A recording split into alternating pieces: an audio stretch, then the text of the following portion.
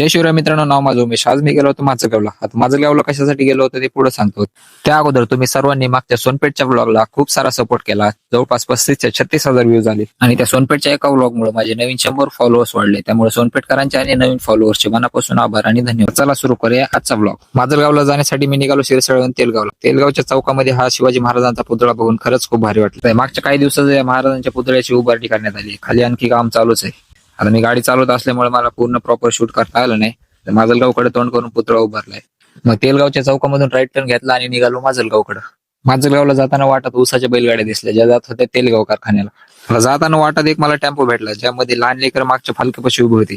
आता ते बघून मला एक लहानपणीची आठवण आली, कारण की लग्नाला वगैरे जाताना मागच्या फालक्यापाशी उभा राहून पळणारी झाडं आणि गाड्या बघण्यात एक वेगळीच मजा होती. बऱ्याच वेळा खराब रस्ता आल्यामुळे फालका तोंडाला पण लागायचा, तरी पण लहानपणी तिथेच उभं राहावं वाटायचं. त्यानंतर मी पोहोचलो सिंदफणा नदीच्या ब्रिजवर, जी की माजलगावच्या बाजूने जाते. मग तिथून थोडं पुढे आल्यानंतर लगेच लेफ्ट टर्न घेतला आणि मग बायपासने पुढच्या चौकात आलो.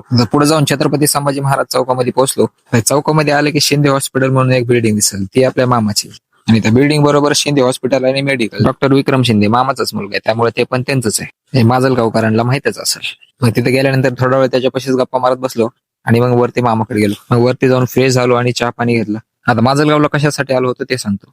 सिंदफणा नदीजवळ असणारे केदारेश्वर मंदिरमध्ये ब्राह्मणाने मावस भावाची शांती करायला सांगितली होती. त्यामुळे ताईला सोडण्यासाठी मी आलो होतो माजलगावला. मग त्यांना सोडलं मंदिरापाशी आणि मी निघालो दुसऱ्या पाहुण्याकडे, कारण की माजलगाव मध्ये आपले भरपूर पाहुणे आहेत. आता नेहमी तर काय आपलं येणं होत नाही, मग आलोय तर सगळ्यांना भेटून जावं म्हटलं.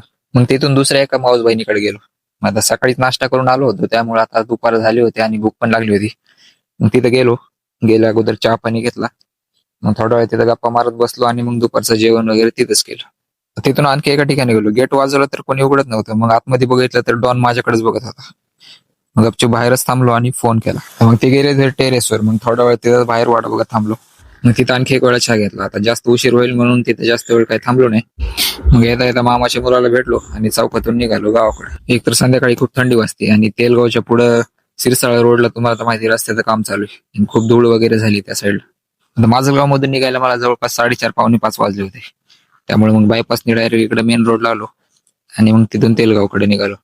तर चला मित्रांनो, आजच्या व्हिडिओमध्ये एवढंच. व्हिडिओ कसा वाटला कमेंट करून सांगा आणि आवडला असेल तर लाईक करा. आणि असेच नवीन नवीन ब्लॉग बघण्यासाठी भावाला फॉलो करा आणि युट्यूबवरती जर सबस्क्राईब केलं नसेल तर तिथं पण सबस्क्राईब करा. भेटूया पुढच्या व्हिडिओमध्ये. धन्यवाद.